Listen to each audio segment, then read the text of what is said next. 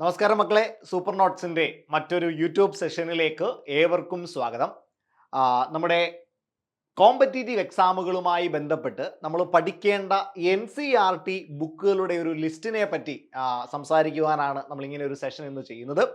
എല്ലാവരും നന്നായി പഠിക്കുന്നു എന്ന് വിചാരിക്കുകയാണ്. നന്നായി പഠിക്കുക, നന്നായിട്ട് എന്ത് ചെയ്യുക, ഓരോ ദിവസത്തെയും ക്രമീകരിക്കുക. എല്ലാ ദിവസവും നമുക്ക് വിലപ്പെട്ടതാണ്. നമ്മുടെ ഓരോ എക്സാമുകൾ എഴുതുന്ന ആളുകൾ, അത് ഏത് എക്സാമാണോ നിങ്ങൾ എയിം ചെയ്തിരിക്കുന്നത് ആ എക്സാമിന് വേണ്ടി നന്നായി തീക്ഷ്ണമായി എന്ത് ചെയ്തുകൊണ്ടിരിക്കുക, പരിശ്രമിച്ചുകൊണ്ടേയിരിക്കുക കേട്ടോ. ഓക്കെ, നമുക്ക് അറിയാം ഏതൊരു എക്സാം ആയിക്കോട്ടെ, കോമ്പറ്റീറ്റീവ് എക്സാമുകൾ ഏതായിക്കോട്ടെ, അത് PSC ആയിക്കോട്ടെ, SSC ആയിക്കോട്ടെ, RRB ആയിക്കോട്ടെ, ഏത് എക്സാമും ആയിക്കോട്ടെ, ഇവൻ UPSC ആയിക്കോട്ടെ, ഏത് എക്സാമും ആയിക്കോട്ടെ, അടിസ്ഥാനം എന്ന് പറയുന്നത് NCERT ടെക്സ്റ്റ് ബുക്കുകളാണ്. PSC ഒക്കെ ആണെങ്കിൽ ACERT ടെക്സ്റ്റുകൾ കൂടി വരും. നമ്മളിവിടെ പഠിക്കുന്നത്, മനസ്സിലാക്കുന്നത് NCERT ടെക്സ്റ്റ് ബുക്കുകളെ പറ്റിയിട്ടാണ്. അതായത് ഓരോ പരീക്ഷയ്ക്കും അതിൻ്റെതായ വെയിറ്റേജ് വരുന്നൊരു ഭാഗമാണ് GK എന്ന് പറയുന്നത്. ഓക്കെ, GK എന്ന് പറയുന്ന ഒരു ഭാഗത്തിന് ഓരോ പരീക്ഷയ്ക്കും അതിൻ്റെതായ വെയിറ്റേജ് ഉണ്ട്. ഇപ്പോൾ ഉദാഹരണമായിട്ട് പറഞ്ഞാൽ നോക്കിയടാ, RRB ആയിക്കോട്ടെ, RRBയുടെ NTPC പരീക്ഷ ആയിക്കോട്ടെ, RRBയുടെ NTPC പരീക്ഷയാണെങ്കിൽ GK ഭാഗത്ത് നിന്ന് 40 മുതൽ 50 ക്വസ്റ്റ്യനുകൾ വരെ വരാം. ഓക്കെ, 40 മുതൽ 50 വരെ ക്വസ്റ്റ്യനുകൾ GK ഭാഗത്തു നിന്ന് വരാം. അതായത് 40 മുതൽ 50 മാർക്ക് വരെ, ഒരു ക്വസ്റ്റിന് 1 മാർക്ക് എന്ന നിലയ്ക്ക് 40 മുതൽ 50 മാർക്ക് വരെ വന്നേക്കാം. ഇനി നോക്കിയടാ, ഗ്രൂപ്പ് D ആയിക്കോട്ടെ, RRBയുടെ ഗ്രൂപ്പ് D ആയിക്കോട്ടെ, ഏതാണ്ട് ഒരു 45 ചോദ്യങ്ങൾ, അതായത് നമ്മുടെ സയൻസ് കൂടി, ജനറൽ സയൻസ് കൂടി ഉൾപ്പെടുത്തി 45 ചോദ്യങ്ങളോളം ഗ്രൂപ്പ് D പരീക്ഷയ്ക്ക് എവിടെ നിന്ന് വരും, GK ഭാഗത്തു നിന്ന് വരും. ഓക്കെ, അവിടെ നമുക്ക് 1 മാർക്ക് വീതം 45 മാർക്കാണ് കിട്ടുക. ഓക്കെ ആണല്ലോ. ഇനിയും SSC CGL പോലെയുള്ള SSC പരീക്ഷകളാണെങ്കിൽ അവിടെ 25 ചോദ്യങ്ങളും 50 മാർക്കുമാണ്. അപ്പോൾ വെയിറ്റേജ് സെയിം ആണ് അല്ലേ, 50 മാർക്ക് തന്നെയാണ്, 25 ചോദ്യങ്ങളാണ് ചോദിക്കാൻ സാധ്യതയുള്ളത്. ദെൻ PSC പരീക്ഷകളാണെങ്കിലോ, PSC പരീക്ഷകളാണെങ്കിൽ 50 മുതൽ 70 ചോദ്യങ്ങൾ വരെ എവിടെ നിന്ന് വന്നേക്കാം, GKയിൽ നിന്ന് വന്നേക്കാം. ചില പരീക്ഷകൾക്ക് 50 ആണ്. ഇപ്പം നമ്മുടെ പ്രിലിമിനറി പരീക്ഷയാണെങ്കിൽ 50 മാർക്ക് വരുന്നത് GKയിൽ നിന്നും, ബാക്കി 50 മാർക്ക് വരുന്നത് ഇംഗ്ലീഷ്, മലയാളം, മാത്സ് എന്ന് പറയുന്ന ഭാഗത്തു നിന്നുമാണ്. അവിടെ നമുക്ക് ഒരു ക്വസ്റ്റിന് 1 മാർക്ക് വീതം 50 മാർക്ക് കിട്ടും. ഇനി മെയിൻസ് പരീക്ഷകളൊക്കെ ആണെങ്കിൽ 30 മാർക്കായിട്ട് ഈ പറയുന്ന മാത്സും ഇംഗ്ലീഷും മലയാളവും ചുരുങ്ങും. ബാക്കി 70 മാർക്കിന്റെ റീജിയൻ വരുന്ന എവിടെയാണ്, GK എന്ന് പറയുന്ന ഭാഗമാണ്. അങ്ങനെ PSC പരീക്ഷകൾക്ക് 50 മുതൽ 70 മാർക്ക് വരെ എന്താണ് ഈ പറയുന്ന GK ഭാഗങ്ങളിൽ നിന്നാണ് ചോദിക്കുക. ഓക്കെ, UPSC ആണെങ്കിലും അറിയാവുന്നതാണ്, അവിടെയും GKക്ക് വളരെയധികം പ്രാധാന്യമുണ്ട്. അപ്പം നമുക്ക് മനസ്സിലായി, ഓരോ പരീക്ഷകൾ, ഏത് പരീക്ഷകൾ എടുത്താലും ആ പരീക്ഷകൾക്ക് ഏറ്റവും ഇമ്പോർട്ടൻ്റ് ആയിട്ടുള്ളൊരു ഭാഗമാണ് മക്കളെ ഏതെന്ന് പറയുന്നത്, നമ്മുടെ GK, ജനറൽ നോളജ് എന്ന് പറയുന്ന ഭാഗം. ഓക്കെ, ജനറൽ സ്റ്റഡീസ് എന്ന് പറയുന്ന ഭാഗം. അപ്പം പ്രാധാന്യം മനസ്സിലായി. അപ്പം ഇത് പഠിക്കുന്നത് എവിടെ നിന്നാണ് അല്ലെ, ഈ ഭാഗങ്ങൾ, ഈ GK എന്ന് പറയുന്ന സബ്ജക്റ്റിനെ നമ്മൾ എവിടെ നിന്ന് കൈകാര്യം ചെയ്യും മക്കളെ? അവിടെയാണ് നമുക്ക് NCERT ടെക്സ്റ്റ് ബുക്കുകളുടെ പ്രാധാന്യം. NCERT ടെക്സ്റ്റ് ബുക്കുകളുടെ പ്രാധാന്യം പ്രത്യേകിച്ച് കോമ്പറ്റീറ്റീവ് എക്സാമുകൾ, സെൻട്രൽ ഗവൺമെന്റിന്റെ കോമ്പറ്റീറ്റീവ് എക്സാമുകൾ, ഈ RRB പോലെ, SSC പോലെയുള്ള കോമ്പറ്റീറ്റീവ് എക്സാമുകളെ സംബന്ധിച്ചിടത്തോളം അവിടുത്തെ ഒരു കീ ഫാക്ടർ, അല്ലെങ്കിൽ നമ്മുടെ മാർക്ക് നിർണ്ണയിക്കുന്ന, റാങ്ക് നിർണ്ണയിക്കുന്ന ഒരു കീ ഫാക്ടർ എന്ന് പറയുന്നത് എന്തായിരിക്കും, അത് NCERT ആയിരിക്കും. ഓക്കെ, NCERT ആയിരിക്കും. അപ്പോൾ NCERT എന്ന് പറയുമ്പോൾ നമ്മുടെ 6ാം ക്ലാസ് മുതലുള്ള NCERT ടെക്സ്റ്റ് ബുക്കുകൾ, 12ാം ക്ലാസ് വരെയുള്ള NCERT ടെക്സ്റ്റ് ബുക്കുകൾ വളരെ പ്രധാനപ്പെട്ടതാണ്. ഇവിടെ നിങ്ങൾക്ക് ഈ പറയുന്ന ഏതൊക്കെ NCERT ടെക്സ്റ്റ് ബുക്കുകളാണ് പഠിക്കേണ്ടത് എന്നുള്ളത് കൃത്യമായി പറഞ്ഞു തരികയാണ് ഈ ഒരു വീഡിയോയിലൂടെ. അത് മാത്രമല്ല, വെറുതെ പറഞ്ഞു തരിക മാത്രമല്ല, സൂപ്പർ നോട്ട്സിന്റെ ആപ്പിലൂടെ ഈ NCERT ടെക്സ്റ്റ് ബുക്കുകളുടെ ഡൗൺലോഡഡ് ഫോമിലുള്ള എന്താണ് ഫ്രീ മെറ്റീരിയൽസ്, അതായത് PDF മെറ്റീരിയൽസ് നിങ്ങൾക്ക് ലഭ്യമാവുകയും ചെയ്യും. അതെങ്ങനെയാണ് കിട്ടുക എന്നൊക്കെ ഈ വീഡിയോയുടെ ലാസ്റ്റിൽ പറയുന്നുണ്ട്. അപ്പോൾ ലാസ്റ്റ് വരെ നിങ്ങൾ എന്ത് ചെയ്തേക്കുക, കണ്ടേക്കുക. അപ്പോൾ NCERT ടെക്സ്റ്റ് ബുക്കുകളെ കുറിച്ച് നമ്മൾ മനസ്സിലാക്കാൻ പോവാണ്. ഓക്കെ, നോക്കിയടാ, പ്രധാനമായിട്ടും നമ്മുടെ GK ഭാഗത്ത് നിന്ന് വരുന്ന സബ്ജക്റ്റുകൾ ഏതൊക്കെയാണ്? പ്രധാനമായിട്ടും ഒന്ന് ഇന്ത്യൻ പൊളിറ്റി, അല്ലെ, ഒരു വളരെ പ്രധാനപ്പെട്ട ഒരു ഭാഗമാണ്. ഇന്ത്യയുടെ കോൺസ്റ്റിറ്റ്യൂഷൻ ഒക്കെ ഉൾപ്പെടുന്ന ഇന്ത്യൻ പൊളിറ്റി എന്ന് പറയുന്ന ഒരു കോർ റീജിയൻ ഉണ്ട്. ദെൻ അടുത്തത് ഹിസ്റ്ററി എന്ന് പറയുന്ന മറ്റൊരു subject, then geography, then economics, physics, chemistry, biology, അതേപോലെ തന്നെ arts, sports, literature, current affair region. Current affair region നമ്മൾ എന്താണ് GK ഭാഗത്ത് നിന്ന് വരുന്നൊരു ടോപ്പിക്കാണ്. NCERT ടെക്സ്റ്റ് ബുക്കുകൾക്കുള്ളിൽ വരുന്നതല്ലെന്നറിയാം, എങ്കിലും കറണ്ട് അഫെയർ വരുന്നുണ്ട്, ദെൻ സ്റ്റാറ്റിക് ജി കെ വരുന്നുണ്ട്, ദെൻ കമ്പ്യൂട്ടർ നോളജ് വരുന്നുണ്ട്. ഇതിൽ ഈ കറണ്ട് അഫെയർ ഒഴിച്ച് ബാക്കി എല്ലാ സബ്ജക്റ്റുകളും നമ്മൾ എവിടെ നിന്ന് പൊക്കും മക്കളെ? NCERT ടെക്സ്റ്റ് ബുക്കുകളിൽ നിന്ന് പൊക്കും. അതായത് 6 മുതൽ 12 വരെയുള്ള, എത്രയാണ്? 6 മുതൽ 12 വരെയുള്ള ക്ലാസ്സുകളിലെ NCERT ടെക്സ്റ്റ് ബുക്കുകളിൽ നിന്ന് ഈ പറയുന്ന സബ്ജക്റ്റുകളിലെ ഒരു ഭൂരിഭാഗം മാർക്കും വാങ്ങിക്കാൻ, അല്ലെങ്കിൽ ആ മാർക്കുകളിലേക്ക് എത്താനുള്ള ഒരു വഴി NCERT ടെക്സ്റ്റ് ബുക്കുകൾ നമുക്ക് കാട്ടിത്തരും. അതായത് ഒരു ബേസ് എന്ന് പറയാവുന്ന കോമ്പറ്റേറ്റീവ് എക്സാമുകളുടെ ഹൃദയം കിടക്കുന്നത്, അല്ലെങ്കിൽ ആ കോമ്പറ്റേറ്റീവ് എക്സാമുകളുടെ ഒരു സ്പന്ദനം കിടക്കുന്നത് എവിടെയാണെന്ന് പറയാം മക്കളെ? അത് NCERT ടെക്സ്റ്റ് ബുക്കുകളിലാണെന്ന് പറയാം. നേരെ നമുക്ക് ഓരോ സബ്ജക്റ്റുകളിലേക്ക് പോവാം. നോക്കിക്കടാ, ഹിസ്റ്ററി എന്ന് പറയുന്ന സബ്ജക്റ്റുകൾക്ക് പ്രധാനമായിട്ട് നമ്മൾ ഉപയോഗിക്കേണ്ട NCERT ടെക്സ്റ്റ് ബുക്കുകൾ ഏതൊക്കെയാണ്? നോക്കിയേ, ഒന്നാമത്തേത് ക്ലാസ് 6, 6ാമത്തെ ക്ലാസ്സിലെ അവർ പാസ്റ്റ് 1 എന്ന് പറയുന്ന ബുക്ക്, 6ാം ക്ലാസ്സിലെ അവർ പാസ്റ്റ് 1 എന്ന് പറയുന്ന ബുക്ക്, ദെൻ 7ാം ക്ലാസ്സിലെ അവർ പാസ്റ്റ് 2 എന്ന് പറയുന്ന ബുക്ക്, 8ാം ക്ലാസ്സിലെ അവർ പാസ്റ്റ് 3 എന്ന് പറയുന്ന ബുക്ക്.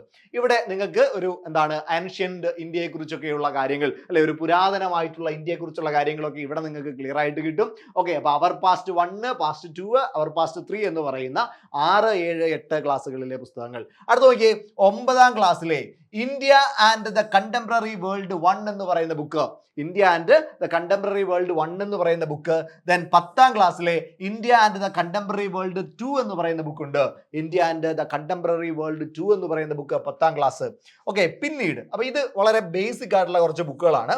അതിനുശേഷം +1, +2 ബുക്കുകൾ, അത് വളരെ പ്രധാനപ്പെട്ടതാണ്. അതായത് ഈ ഡിഗ്രി ലെവലിലുള്ള, ഇപ്പൊ SSC CGL പോലെയുള്ള, അല്ലെങ്കിൽ RRBയുടെ ലെവൽ 6, ലെവൽ 5 പോസ്റ്റുകളിലേക്കൊക്കെയുള്ള, ഇപ്പൊ NDPC വിളിച്ചിട്ടുണ്ടല്ലോ, നോൺ ടെക്നിക്കൽ ഗ്രാജുവേറ്റ് ലെവൽ, ആ പോസ്റ്റുകളിലേക്കൊക്കെയുള്ള പരീക്ഷകൾക്ക് വളരെ പ്രധാനപ്പെട്ട, PSCയുടെ ഡിഗ്രി ലെവൽ പരീക്ഷകൾക്കൊക്കെ വളരെ പ്രധാനപ്പെട്ട അതായി കാണുന്നതാണ് +1ലെയും +2ലെയും എക്സാം ടെക്സ്റ്റ് ബുക്കുകൾ. ആ ടെക്സ്റ്റ് ബുക്കുകൾ നോക്കുകയെ, +1 ആണെങ്കിൽ തീംസസ് ഇൻ വേൾഡ് ഹിസ്റ്ററി ഉണ്ട്. ദെൻ +2 ആണെങ്കിൽ തീംസസ് ഇൻ ഇന്ത്യൻ ഹിസ്റ്ററി 1, +2ലെ തന്നെ തീംസസ് ഇൻ ഇന്ത്യൻ ഹിസ്റ്ററി 2, ദെൻ +2ലെ തന്നെ തീംസസ് ഇൻ ഇന്ത്യൻ ഹിസ്റ്ററി 3.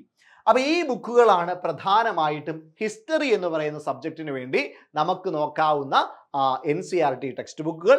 ഇവിടെ നിന്ന് ഹിസ്റ്ററിയിൽ നിങ്ങൾക്കൊരു നല്ല ബേസ് ഉണ്ടാക്കിയെടുക്കാനായിട്ട് സാധിക്കും. അതിനുശേഷം നമുക്ക് നേരെ ജോഗ്രഫിയിലേക്ക് പോകാം. വളരെ പ്രധാനപ്പെട്ട മറ്റൊരു സബ്ജക്റ്റാണ് ജോഗ്രഫി. നല്ല വെയിറ്റേജ് ഉള്ള സബ്ജക്റ്റാണ്. അവിടെ നമുക്ക് 6ാം ക്ലാസ്സിലെ ദ എർത്ത് അവർ ഹാബിറ്റ് എന്ന് പറയുന്ന ബുക്ക് പഠിക്കാം. ദെൻ 7ാം ക്ലാസ്സിലെ അവർ എൻവയോൺമെന്റ് എന്ന് പറയുന്ന ബുക്ക് പഠിക്കാം. 8ാം ക്ലാസ്സിലെ റിസോഴ്സ് ആൻഡ് ഡെവലപ്മെന്റ് എന്ന് പറയുന്ന ബുക്ക് പഠിക്കാം. 9ാം ക്ലാസ് എത്തുമ്പോഴത്തേക്കും അവിടെ കണ്ടംപററി ഇന്ത്യ 1 ഉണ്ട്. ദെൻ 10ാം ക്ലാസ്സിൽ കണ്ടംപററി ഇന്ത്യ 2 ഉണ്ട്. അപ്പൊ ഇത്രയുമാണ് അവിടെ ഒരു ബേസിക് ആയിട്ട് വരുന്ന കാര്യങ്ങൾ. 6, 7, 8, 9, 10 ക്ലാസ്സുകളിലെ the earth our habitat, our environment, resource and development, then contemporary India 1 ഉണ്ട്, കണ്ടംപററി ഇന്ത്യ 2 ഉണ്ട്. ദെൻ അടുത്ത് നോക്കിയടാ, 11ാം ക്ലാസ്സിലെ ഫണ്ടമെന്റൽസ് ഓഫ് ഫിസിക്കൽ ജോഗ്രഫി, വളരെ പ്രധാനപ്പെട്ട ഒരു സബ്ജക്റ്റ് ആണ് ഫണ്ടമെന്റൽസ് ഓഫ് ഫിസിക്കൽ ജോഗ്രഫി. അതേപോലെ തന്നെ +1ലെ ഇന്ത്യ ഫിസിക്കൽ എൻവയോൺമെന്റ്. ഈ 2 സബ്ജക്റ്റുകളിൽ ഈ 2 ടെക്സ്റ്റ് ബുക്കുകളും വളരെ പ്രധാനപ്പെട്ടതാണ്.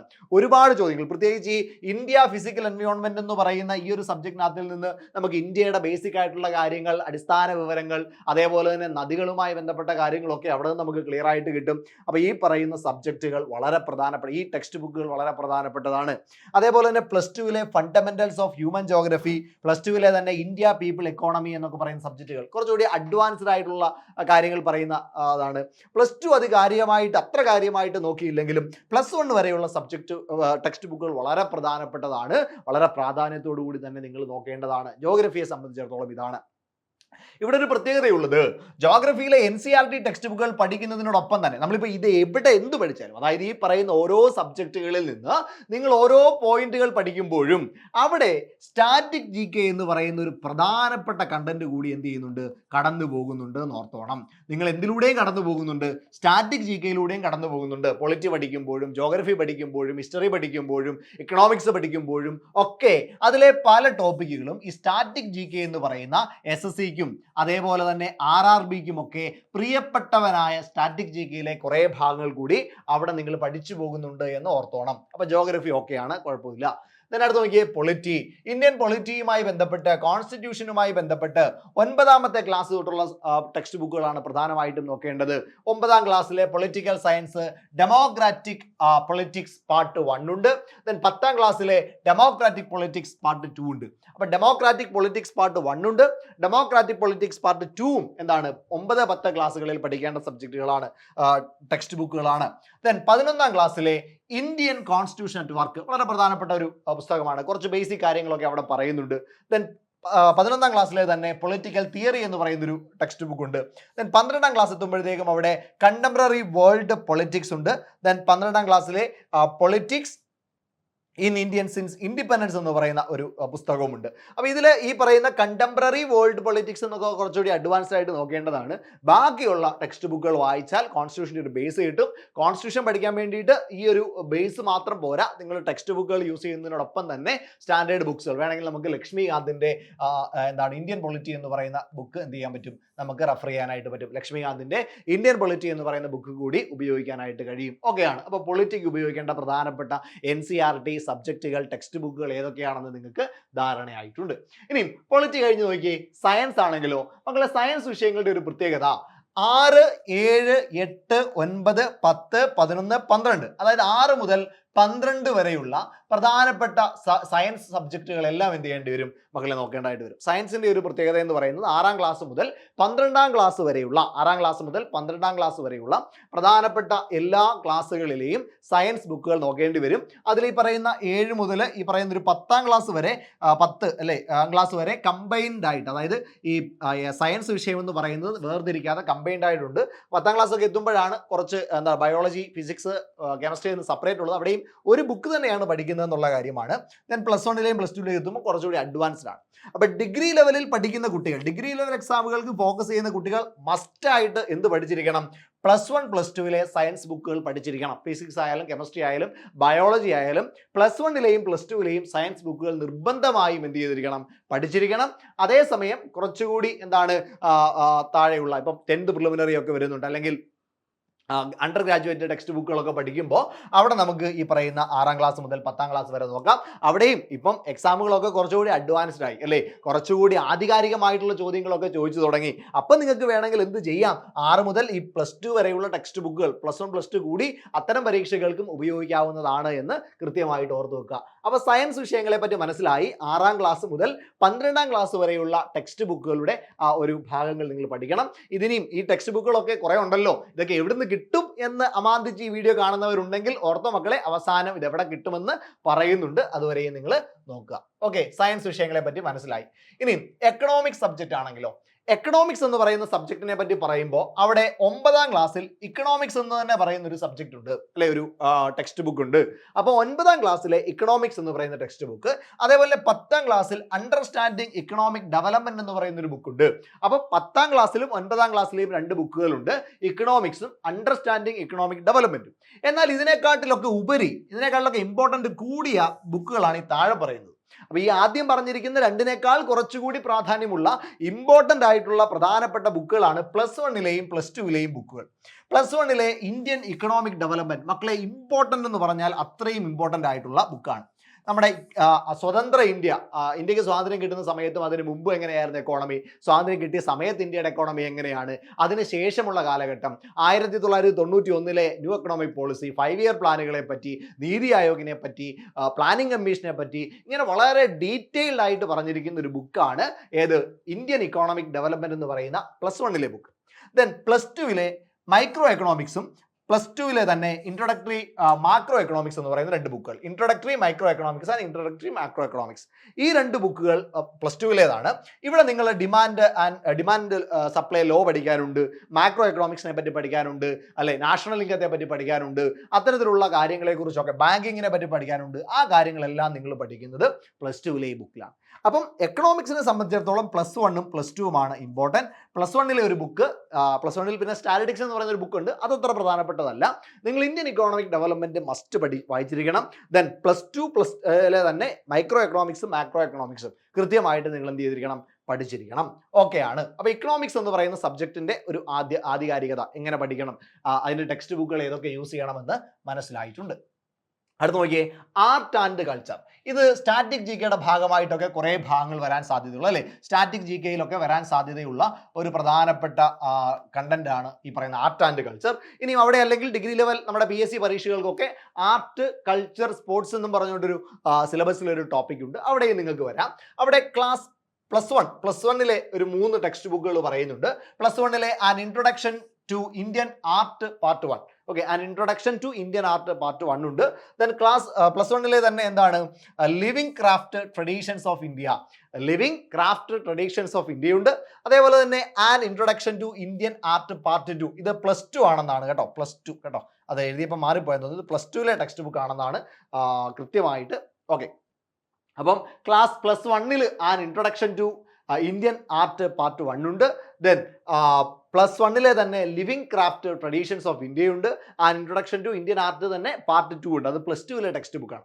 അപ്പോൾ ഇത്രയുമാണ് പ്രധാനമായിട്ടും ആർട്ട് ആൻഡ് കൾച്ചർ എന്ന് പറയുന്ന ഭാഗത്ത് നിന്ന് വരുന്ന പ്രധാനപ്പെട്ട ടെക്സ്റ്റ് ബുക്കുകൾ എന്ന് പറയുന്നത്. ഓക്കെ ആണല്ലോടാ, അപ്പോൾ ആർട്ട് ആൻഡ് കൾച്ചർ മനസ്സിലായി. ഇത് സ്റ്റാറ്റിക് ജി കെക്ക് ഒരുപാട് മാർക്ക് വാരിക്കോരി തരുന്ന ഒരു പ്രധാനപ്പെട്ട ഭാഗമാണ് എന്ന് കൂടി ഒന്ന് ഓർത്ത് വെച്ചേക്കുക. ആർട്ട് ആൻഡ് കൾച്ചർ മനസ്സിലായി. ഇനി കമ്പ്യൂട്ടർ നോളജിലേക്ക് വന്നാലോ. കമ്പ്യൂട്ടർ നോളജ് ആണെങ്കിൽ പ്രധാനമായിട്ടും, അതായത് +2ലും ബുക്കുണ്ട്, പക്ഷേ നമ്മൾ പ്രധാനമായിട്ടും റെഫർ ചെയ്യേണ്ട ഒരു ബുക്കാണ് പ്ലസ് വണ്ണിലെ ബുക്ക്. ഓക്കെ, കമ്പ്യൂട്ടർ നോളജുമായിട്ട് ബന്ധപ്പെട്ട് പ്ലസ് വണ്ണിലെ ബുക്ക്, ടെക്സ്റ്റ് ബുക്ക് എന്ത് ചെയ്തേക്കുക, ഒന്ന് നോക്കിയേക്കുക. അവിടെ ബേസിക് ആയിട്ടുള്ള കുറേ കമ്പ്യൂട്ടർ കാര്യങ്ങളൊക്കെ, ബേസിക് ആയിട്ടുള്ള കാര്യങ്ങളൊക്കെ എന്ത് ചെയ്യുന്നുണ്ട്, പറയുന്ന ഒരു ഭാഗമാണ് കമ്പ്യൂട്ടർ സയൻസുമായി ബന്ധപ്പെട്ട പ്ലസ് വണ്ണിൽ കമ്പ്യൂട്ടറിന്റെ ബേസിക്സ് കാര്യങ്ങളുമായി ബന്ധപ്പെട്ട ബുക്ക്. ഓക്കെ, അപ്പോൾ ഇത്രയുമാണ് പ്രധാനമായിട്ടും നിങ്ങൾ നോക്കിയിരിക്കേണ്ട എന്ത് ബുക്കുകൾ, NCERT ടെക്സ്റ്റ് ബുക്കുകൾ. അപ്പോൾ നമ്മൾ എല്ലാ സബ്ജക്റ്റുകളുടെയും പ്രധാനപ്പെട്ട NCERT ടെക്സ്റ്റ് ബുക്കുകൾ പഠിച്ചു. ഇവിടെ നമ്മൾ മാത്സ് പറഞ്ഞിട്ടില്ല അല്ലേ, മാത്സ് പറഞ്ഞിട്ടില്ല. അപ്പോൾ ആരെങ്കിലും ഓർക്കുന്നുണ്ടെങ്കിൽ ഓർത്തോ, ഞാൻ കഴിഞ്ഞ വീഡിയോയിൽ, തൊട്ട് മുമ്പുണ്ടായിരുന്ന ഒരു വീഡിയോയിൽ പറഞ്ഞിട്ടുണ്ട്, എന്താണ്, മാത്സിന് വേണ്ടി നിങ്ങൾ സ്റ്റാൻഡേർഡ് ബുക്കുകൾ തന്നെ യൂസ് ചെയ്യുക. NCERT ടെക്സ്റ്റ് ബുക്കുകൾ അധികം ഉപയോഗിക്കാതിരിക്കുന്നതാണ്. കാരണം അതിലെ കാര്യങ്ങൾ കൂടി നമ്മൾ ഈ സ്റ്റാൻഡേർഡ് ബുക്കുകൾ പഠിക്കുമ്പോൾ പഠിച്ചു പോകും. അതുകൊണ്ട് തന്നെ സ്റ്റാൻഡേർഡ് ബുക്കുകളായിട്ടുള്ള അഗർവാളിന്റെ ബുക്കുകൾ നിങ്ങൾക്ക് ഉപയോഗിക്കാം, പിനാക്കിളിന്റെ ബുക്കുകൾ അല്ലെ, പിനാക്കിളിന്റെ ബുക്കുകൾ ഉപയോഗിക്കാം, അഗർവാളിന്റെ ബുക്കുകൾ ഉപയോഗിക്കാം, അതേപോലെ തന്നെ പിനാക്കിളിന്റെ ബുക്കുകൾ ഉപയോഗിക്കാം. ഇനി ആ വീഡിയോ കണ്ടിട്ടില്ലെങ്കിൽ ഏതൊക്കെ ബുക്കുകളാണ് നിങ്ങൾ മെയിനായിട്ട് പഠിക്കേണ്ടത് എന്നുള്ള ആ ഒരു വീഡിയോ നിങ്ങൾ ഇല്ല എങ്കിൽ ആ ഒരു വീഡിയോ കൂടി എന്ത് ചെയ്തേക്കുക, കണ്ടേക്കുക. അതിൻ്റെ ലിങ്ക് ഡിസ്ക്രിപ്ഷനിൽ കൊടുക്കും. അപ്പോൾ ആ കാര്യങ്ങൾ കൂടി എന്ത് ചെയ്തേക്കുക, അവിടെ നിന്ന് നിങ്ങൾ മനസ്സിലാക്കുക. അത് ഡീറ്റെയിൽഡ് ആയിട്ട് ഓരോ ടെക്സ്റ്റ് ബുക്കുകളെ പറ്റിയിട്ടും പറഞ്ഞിട്ടുണ്ട്, അതുകൂടി നിങ്ങൾക്ക് റെഫർ ചെയ്യാവുന്നതാണ്. അപ്പോൾ NCERT ടെക്സ്റ്റ് ബുക്കുകളെ പറ്റി ധാരണയായി. GK സബ്ജക്ട്സിൽ എങ്ങനെ കൈകാര്യം ചെയ്യണം, ഏതൊക്കെ ടെക്സ്റ്റ് ബുക്കുകൾ നിങ്ങൾ പഠിക്കണം, ഏതൊക്കെ ടെക്സ്റ്റ് ബുക്കുകൾ പഠിച്ചാൽ നിങ്ങൾക്കൊരു ബേസിക് ആയിട്ടുള്ള നോളജ് ഉണ്ടാക്കിയെടുക്കാൻ പറ്റും, അവിടെ നിന്ന് നിങ്ങൾക്ക് പിന്നീട് സ്റ്റാൻഡേർഡ് ടെക്സ്റ്റ് ബുക്കുകൾ വായിച്ചാൽ കുറച്ചുകൂടി കാര്യങ്ങൾ വളരെ വേഗത്തിൽ മനസ്സിലാക്കിയെടുക്കാനായിട്ട് സാധിക്കുമെന്നുള്ളതാണ് പ്രത്യേകത. ഓക്കെ ആണല്ലോ. ഇനി ഈ പറയുന്ന ടെക്സ്റ്റ് ബുക്കുകളുടെ, ഇപ്പം ഞാൻ ഈ പറഞ്ഞ കാര്യങ്ങളെല്ലാം, ടെക്സ്റ്റ് ബുക്കുകൾ ഏതൊക്കെയാണ്, ഏതൊക്കെ ക്ലാസ്സുകളിൽ ഏതൊക്കെ ടെക്സ്റ്റ് ബുക്കുകളാണ് ഉപയോഗിക്കേണ്ടത് എന്നീ പറഞ്ഞതിൻ്റെ കൃത്യമായിട്ടുള്ളൊരു PDF ഇവിടെ കാണും, നമ്മുടെ ടെലിഗ്രാം ചാനലിൽ കാണും. സൂപ്പർ നോട്ട്സ് ബൈ സിവിലിയൻസ് എന്ന് പറയുന്ന ടെലിഗ്രാം ചാനൽ. ഇപ്പോൾ തന്നെ എന്ത് ചെയ്തേക്കുക, നിങ്ങൾ ടെലിഗ്രാം എടുത്തിട്ട് അവിടെ സൂപ്പർ നോട്ട്സ് ബൈ സിവിലിയൻസ് എന്ന് ടൈപ്പ് ചെയ്ത് നോക്കുക. അങ്ങനെ ടൈപ്പ് ചെയ്ത് നോക്കുമ്പോൾ ഇങ്ങനെ ഒരു ടെലിഗ്രാം ചാനൽ, ഈ ഒരു ലോഗോയിൽ ഒരു ടെലിഗ്രാം ചാനൽ വരും. ആ ടെലിഗ്രാം ചാനലിൽ ജോയിൻ ചെയ്യുമ്പോൾ അതിൻ്റെ മുകളിൽ പിൻഡ് മെസ്സേജ് ആയിട്ട് NCERT PDFs എന്ന് കാണാനായിട്ട് സാധിക്കും. എന്താണ് NCERT PDFs എന്ന് പിൻഡ് മെസ്സേജസിൽ കാണാൻ കഴിയും. ഇവിടെ ഒരു പിൻഡ് മെസ്സേജസ് ക്ലിക്ക് ചെയ്യാൻ ഓപ്ഷൻ ഉണ്ട്. അവിടെ ക്ലിക്ക് ചെയ്യുമ്പോൾ നിങ്ങൾക്ക് പിൻഡ് മെസ്സേജസ് കാണാം. അവിടെ നിന്ന് NCERT PDF എന്ന് പറയുന്ന ഒരു ഭാഗമുണ്ട്. ആ NCERT PDF ഇവിടെ കിടപ്പുണ്ട്. ആ NCERT PDF ഓപ്പൺ ചെയ്താൽ ഏതൊക്കെ ബുക്കുകളാണ് എന്ന് ഇപ്പോൾ നമ്മൾ ചർച്ച ചെയ്ത ബുക്കുകളുടെ ഒരു കൃത്യമായ PDF അവിടെ നിങ്ങൾക്ക് കാണാനായിട്ട് സാധിക്കും. ആ PDF ഡൗൺലോഡ് ചെയ്ത് നിങ്ങൾക്ക് ആ ബുക്കുകൾ ഓരോന്നായിട്ട് റെഫർ ചെയ്ത് നോക്കാവുന്നതാണ്. അപ്പോൾ കുറച്ചുകൂടി കാര്യങ്ങൾ എളുപ്പമാക്കാനായിട്ട് അങ്ങനെ ഒരു PDF കൂടി നിങ്ങൾക്ക് നമ്മൾ തരുന്നുണ്ട് എന്നുള്ള കാര്യം ഒന്ന് ഓർത്തു വെച്ചേക്കാം. അപ്പോൾ ആ ഒരു കാര്യവും നിങ്ങൾക്ക് മനസ്സിലായി. അപ്പം ടെലിഗ്രാം ചാനൽ ജോയിൻ ചെയ്തേക്കുക. പ്രധാനപ്പെട്ട കാര്യങ്ങൾ അവിടെ പോളുകൾ വരുന്നുണ്ട്, ക്വസ്റ്റ്യനുകൾ ഡിസ്കസ് ചെയ്യപ്പെടുന്നുണ്ട്. അതേപോലെ തന്നെ പ്രധാനപ്പെട്ട വാർത്തകളെല്ലാം നമ്മൾ ചാനലിലൂടെ തരും.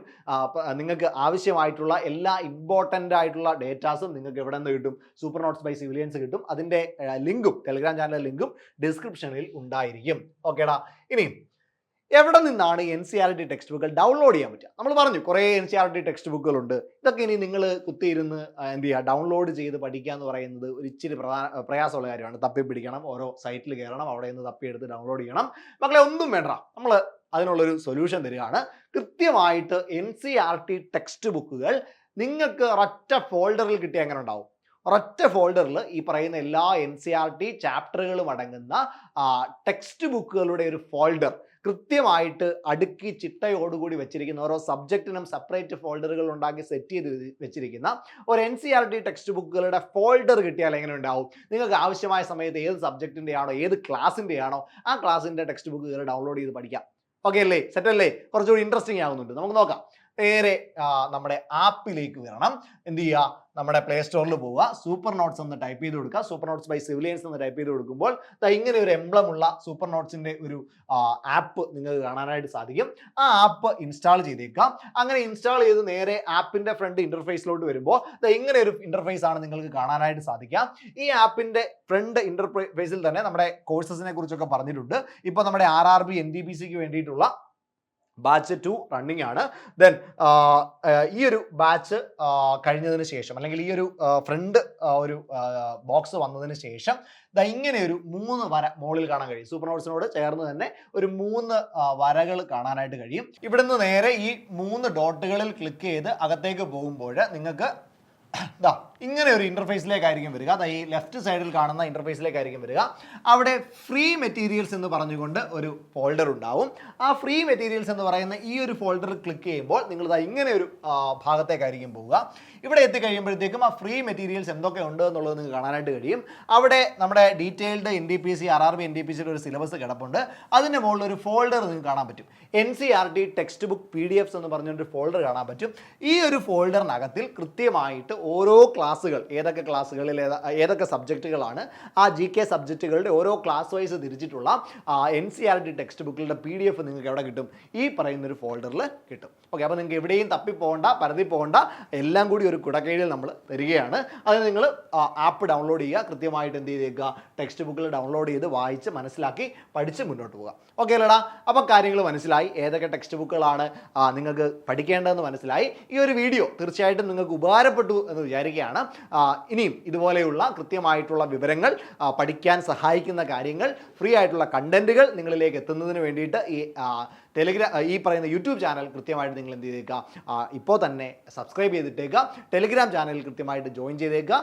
അപ്പം നന്നായിട്ട് പഠിക്കുക. Happy learning. Thank you.